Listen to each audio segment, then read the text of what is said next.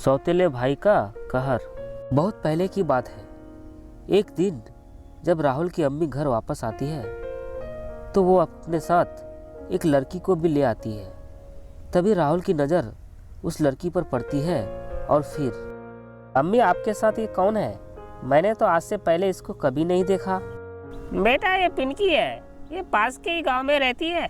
और हैरानी की बात तो ये है कि इसका माता पिता कोई नहीं है, इसलिए मैंने सोचा हमारी भी कोई बेटी नहीं है, इसलिए चलो हम इसको घर में लेके चलते हैं। सब इसे अपनी बेटी की तरह पालेंगे और बेटा तुम भी अपनी सगी बहन की तरह इसके साथ बर्ताव करना। हाँ हाँ अम्मी, ये तो बहुत अच्छी बात है। हमारी भी कोई बहन नहीं है और मुझे भी एक बहन मिल जाएगी।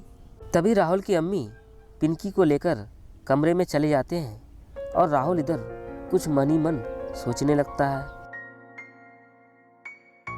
और इधर पिंकी राहुल के कमरे में चले जाते हैं और बैठकर आराम करने लगते हैं और राहुल के पूरे कमरे को देखने लगते हैं।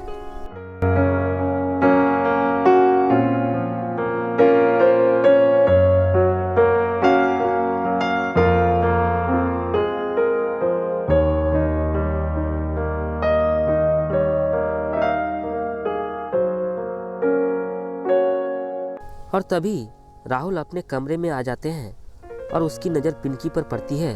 वो देखता है कि पिंकी हमारे रूम में बैठी हुई है और वो इधर उधर ताक झाक कर रही है। वो कुछ देर के लिए खामोश हो जाता है और उसे देखने लगता है।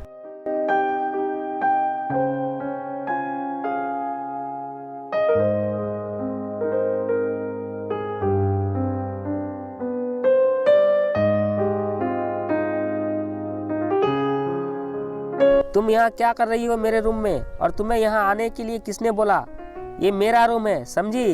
यहाँ सिर्फ मैं ही रह सकता हूँ, मेरे अलावा कोई यहाँ पर रहे मुझे ये अच्छा बिल्कुल नहीं लगता।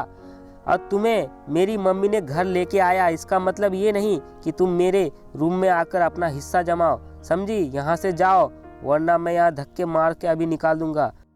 राहुल की ऊंची बातों को सुनकर पिंकी वहाँ से चली जाती है।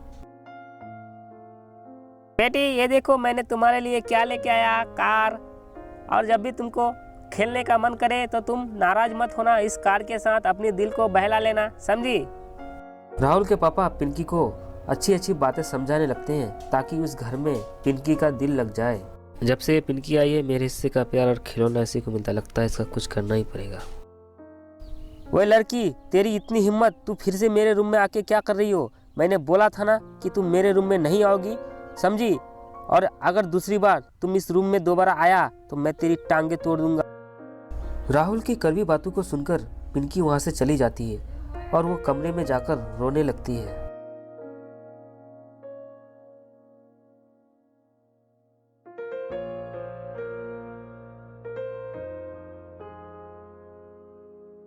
राहुल की अम्मी, तुम्हारे भाई का फोन आया था, उसको बहुत ही तबीयत खराब है और हमको वहाँ जाना बहुत ही जरूरी है, इसलिए तुम कपड़े लत्ते 2-4 दिन के लिए पैक कर लो क्योंकि हमको वहाँ पर 2-4 दिन के बाद ही आना है। और इधर राहुल की अम्मी के भाई का अचानक से तबीयत खराब होने की वजह से राहुल और पिंकी को छोड़कर वो ससुराल चले जाते हैं। राहुल के मम्मी पापा के चले जाने के बाद पिंकी घर में अकेले रह जाती है और वो उसके पापा के दिए हुए खिलौने के साथ खेलने लगती है। और तभी अचानक से, मुझे क्या हो रहा है, ये मुझे क्या हो रहा है, मम्मी पापा। तभी राहुल को अचानक से कुछ हो जाता है और वो अपने मम्मी पापा को बुलाने लगता है। उसकी बातों को सुनकर पिंकी वहां आ जाती है और वो उसे बिस्तर पर सुलाकर वो पानी लाकर देती है और वो भगवान से प्रार्थना करते हैं, हे भगवान मेरे भाई को ठीक कर दीजिए, मेरे मम्मी पापा भी घर पर नहीं हैं, प्लीज।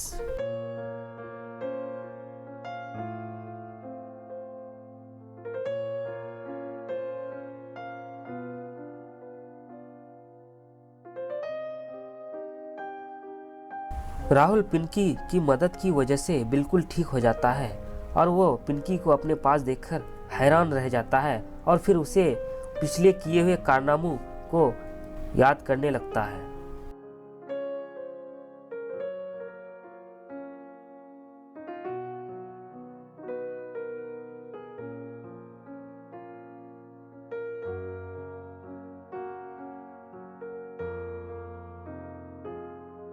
हे भगवान, मैंने पिंकी को क्या क्या नहीं कहा कितनी बार उसे सताया, कितनी बार उसे मैं रुलाया तक भी, और मैंने उसे अपने रूम में जाने तक भी कितनी बार उसे डांटा भी। हे भगवान, पिंकी सच में बहुत अच्छी लड़की है। मेरे सताने के बावजूद भी पिंकी आज मेरी मदद कर रही है, मुझे वो अपना भाई मान रही है। हे भगवान, मैं आज के बाद कसम खाता हूँ कि मैं भी उसे अपनी बहन की तरह मानूंगा और उसे सारी खुशियाँ दूंगा।